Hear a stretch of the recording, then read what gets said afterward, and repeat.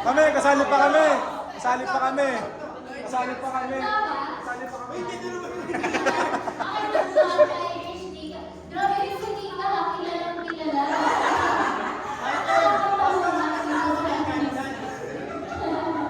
Okay. With that, let's move on sa next question natin.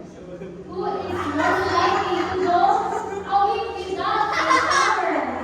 Okay, 10, 9, 8, 7, 6, Dito, Kuya Renz, Kuya Renz.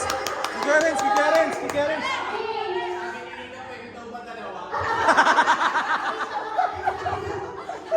Dalawa. 4, 3, 2, and 1. Sige, kayo idea. Sige, tignan natin kung sino ang Yung hindi pa tunay ito, ngayon pa lang. Kaya dyan, ang tamang sagot ay si Kuya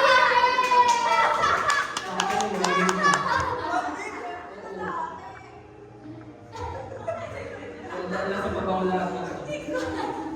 Okay, next question natin. Hindi ko naman nagawa natin. Hindi ako maabot ng isang linggo. Most likely lang guys ha, most likely. Grabe baka i-chismis na nung di na nalilis ko guys. Okay, next question. Ayan. Who spends the most time in using gadgets? Music gadget. Let's see. 10, 9, Kuya Renz. Kuya Renz kaya, Kuya Renz. Kuya Renz. 6, Kuya Renz, Kuya Renz, Kuya Renz. Kuya Renz, busy si Ate Hana. Lagi nagtatrabaho yan sa computer. Oo nga, hindi naman lagi kapatugtugin. Tingnan. 1. Okay, naman criteria kasi diba? Using those gadgets. Kuya Tim, saan ka ba? Sa gitna dito. Ah, wala ko. So yung basis natin dito, for ano lang, leisure lang, hindi kasi labor. Isa pa, sige, 5, 4, 3, 2, and 1. Okay. Hindi pa napupunta sa bahay si Nika. Okay, ano nga bang Xbox. Using gadgets in leisure. Napunta na si Nika, kaya siya tao. Ang tamang sagot ay si Ate Hana. Tinapos na ni Kuya Renz. Tinapos na ni Kuya Renz. Okay. Meron pang dalawang question. Okay. Sige.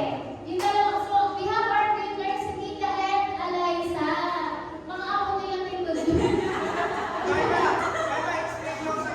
Kasi Explain mga natin. hindi mahal na iba yung gadgets. Kasi kahit nag-workshop, nag-iPad, nagpo-phone, tapos hanggang alas 6 na umaga, nagpo-phone